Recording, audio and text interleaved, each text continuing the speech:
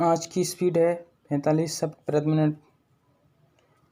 श्रीमान 20 साल की मोहब्बत अचानक युद्ध में बदल जाए तो ताज्जुब होना स्वाभाविक है।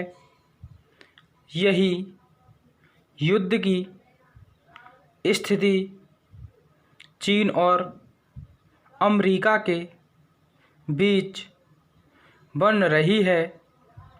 जुलाई 1971 को तत्कालीन अमेरिकी विदेश मंत्री ने चीन की यात्रा की थी। अगले 2-3 वर्षों में क्रमशः 3 बड़े अमेरिकी नेता चीन गए थे। उसके बाद आपसी व्यापार और मोहब्बत का नया सिलसिला दोनों देशों के बीच शुरू हुआ। पाकिस्तान की याहिया सरकार ने चीन और अमेरिका के बीच ये रिश्ते कायम कराने में अपनी अलग भूमिका निभाई थी, जिसके कारण यह रिश्ता धीरे धीरे बहुत बढ़ रहा था।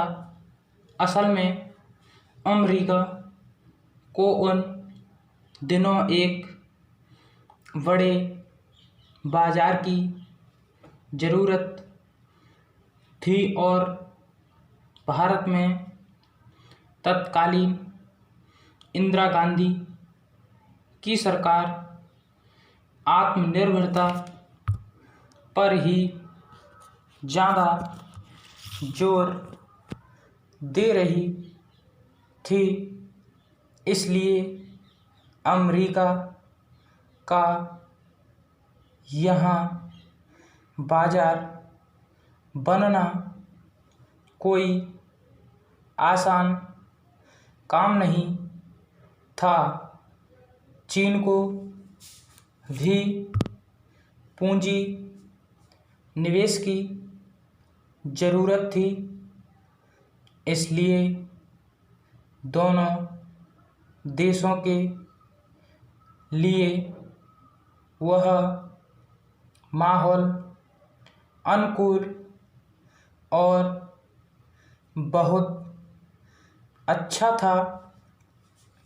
बीच में पाकिस्तान भी दोनों का चहेता बना हुआ था, लेकिन आज हालात यहाँ तक पहुँच गए हैं कि 4 फरवरी को अमेरिका ने चीन के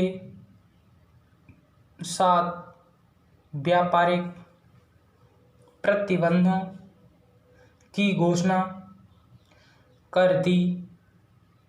ये प्रतिबंध फरवरी से लागू हुए हैं और ये प्रतिबंध कब तक लागू रहेंगे इसकी जानकारी प्राप्त नहीं हो सकी है।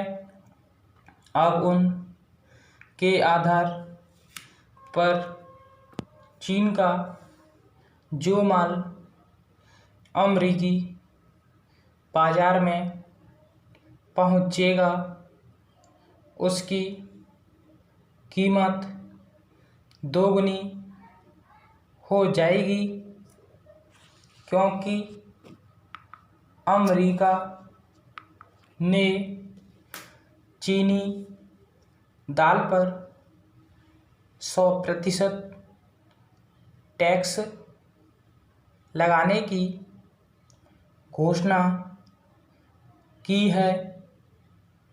चीन से लगभग 1 अरब 8 करोड़ डॉलर का माल अमेरिकी बाजारों में पहुंचता है। इनमें कई किस्म के माल हैं, जिनमें मछली मारने से लेकर खेल-कूद, टेलीफोन तक शामिल किए गए हैं। जाहिर है कि इस बात से चीन को भारी झटका लग सकता है, लेकिन चीन ने अमेरिकी धौंसपट्टी के सामने झुकने की बजाय ठीक वही कार्रवाई अमेरिकी माल के खिलाफ कर दी है। इस कार्रवाई को ध्यान में रखकर अब चीन ने घोषणा की है कि अमेरिकी माल पर 100% टैक्स लगाया जाएगा।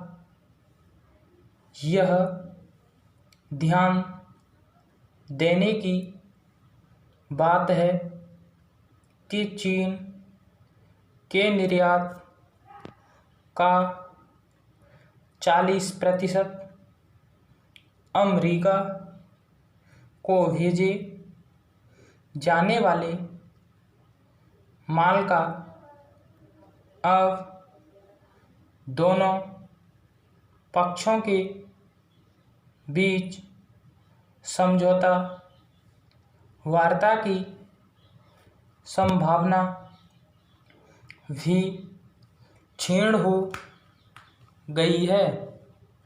बहरहाल यही मानकर चलना चाहिए कि अब भी दोनों देशों को ले देकर समझौता करने का प्रयास जारी किया जा चुका है। अन्यथा इतना बड़ा झटका झेल सकना चीन और अमेरिका के लिए कठिन हो जाएगा। अमेरिका वैसे भी मंदी के दौर से गुजर रहा है और विश्व बाजार में अकेले चीन ही नहीं, जापान और यूरोपीय संघ भी उसे चुनौती दे रहा है। हम हर तरह से अपने लोकतंत्र पर गर्व कर सकते हैं, लेकिन हमें अपनी राजनीतिक, प्रशासनिक और निर्वाचन प्रक्रियाओं को स्वच्छ बनाने की दिशा में हर संभव प्रयास करने होंगे। स्टॉप।